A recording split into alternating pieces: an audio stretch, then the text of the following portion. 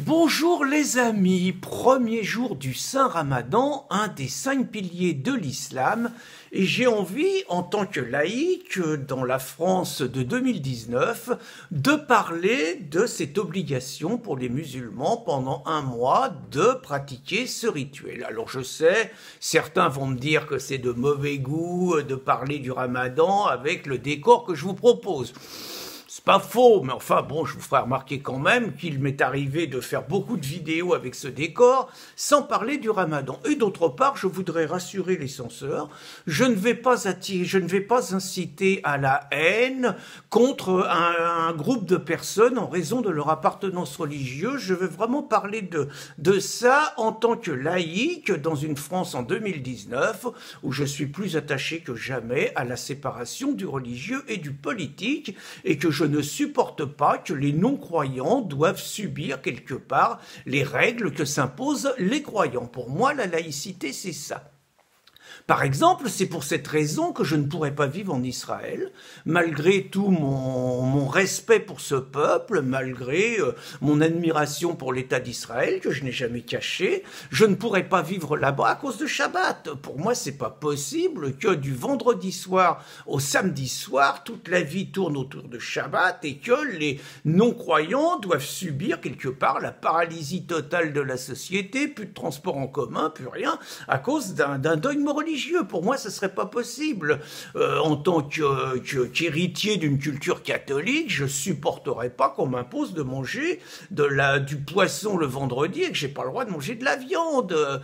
Bon, je supporterais pas que les catholiques m'imposent leurs croyances, m'imposent leurs règles, et je suis très content de la loi de 1905 et de l'équilibre qu'elle permet entre les croyants et les non-croyants. Et c'est donc dans ce contexte que j'ai envie de parler du Ramadan. En pensant à cette phrase que j'avais entendue un jour de mon ami René Marchand, qui disait que finalement le Ramadan permettait aux musulmans les plus radicaux, les plus intégristes, de fliquer, de surveiller, de contrôler les nés-musulmans qui chercheraient à s'émanciper du fait religieux, qui chercheraient à s'assimiler, à s'intégrer, et que c'était réellement un contrôle social qui s'imposait à eux. Et je crois que René avait mis le doigt sur un vrai problème, et j'ai envie de vous raconter cette anecdote qu'un maire d'une ville de la région parisienne, ami à l'époque, m'avait raconté. Il était maire adjoint et il était responsable d'une équipe de rugby de cadets. Il me racontait qu'en plein soleil, il avait un jeune joueur musulman, à la fin du match, ils avaient tous soif et tout, et lui, il n'avait pas le droit de boire, c'était le Ramadan. Et il avait dit, écoute, personne n'en saura rien, tu peux boire. Et le jeune avait dit, non, il y a mon papa qui est dehors, si mon papa y rentre, c'est pas possible, quoi, il va le savoir, tout le monde va le savoir, je peux pas.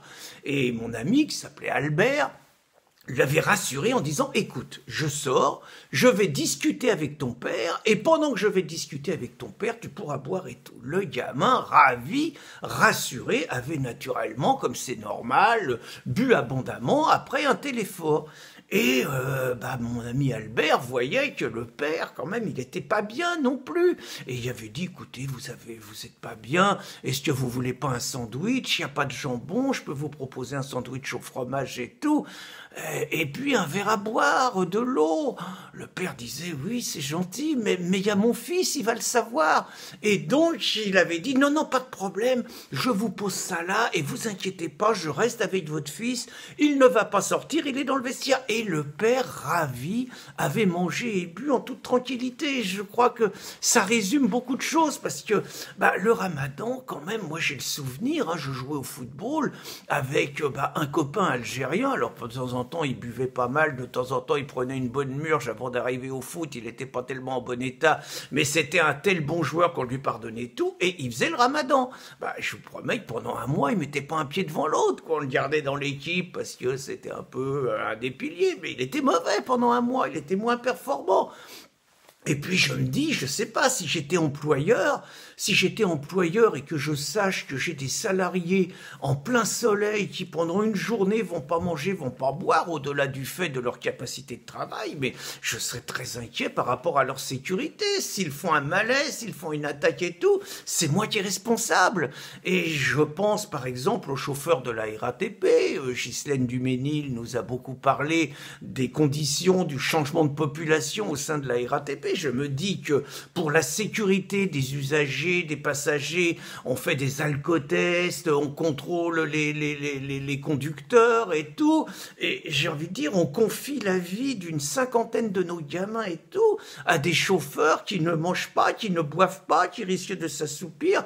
J'avoue que j'ai un petit peu du mal à comprendre tout ça et j'ai du mal à comprendre comment ce rituel qui date quand même de XIVe siècle peut être encore compatible avec la société occidentale professionnelle dans laquelle nous vivons. Alors je ne donne pas de leçons, chacun fait comme il entend. Je sais simplement, pour conclure, que sur une population de 11 millions d'habitants, ce sont les chiffres que réclame le président du Conseil français du culte musulman, donc je sais que sur une population de 11 millions d'habitants, 70% pratiquent le ramadan. Je laisse juste à la réflexion, est-ce qu'il faut se réjouir que 30% ne le fassent pas, ou est-ce qu'il faut s'inquiéter que 70% le pratiquent? Bonne journée les amis.